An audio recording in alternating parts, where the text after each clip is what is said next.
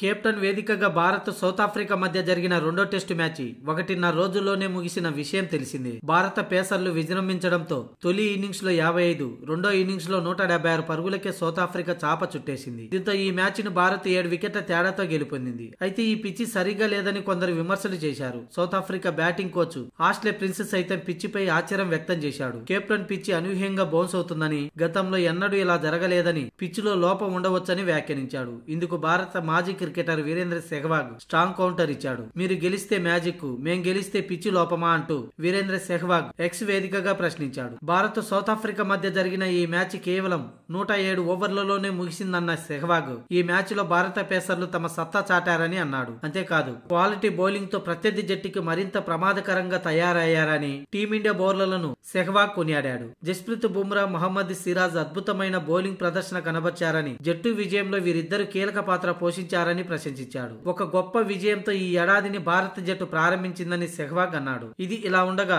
Test cricket చరిత్రలో ఈ match సరికొత్త రికార్డు నెలకొల్పింది. కేవలం 642 బంతుల్లోనే ఇది ముగియడంతో బంతుల పరంగా అత్యంత వేగంగా ముగిసిన టెస్టు మ్యాచ్ గా చరిత్ర పుటల్లోకి ఎక్కింది. అలాగే ఈ విజయంతో భారత జట్టు కెప్టెన్ లో గెలుపొందిన తొలి ఏషియన్ జట్టుగా రికార్డు నెలకొల్పింది. అంతేకాదు, సౌత్ ఆఫ్రికాలో టెస్టు సిరీస్ ని భారత్ డ్రాగా ముగించడం ఇది రెండోసారి. అయితే సౌత్ ఆఫ్రికాలో భారత్ ఇప్పటి వరకు ఒక్క టెస్టు సిరీస్ కూడా గెలవలేదు. ఆ లోటు ఎప్పుడు తీరుతుందో తెలియదు. ఏది ఏమైనా ఈ రెండో మ్యాచ్ గెలిచింది. భారత్ టెస్టు సిరీస్ ను 1-1తో సమం చేసింది. అలాగే WTC పాయింట్ల టేబుల్లో నెంబర్ 1 ప్లేస్ కు చేరుకుంది.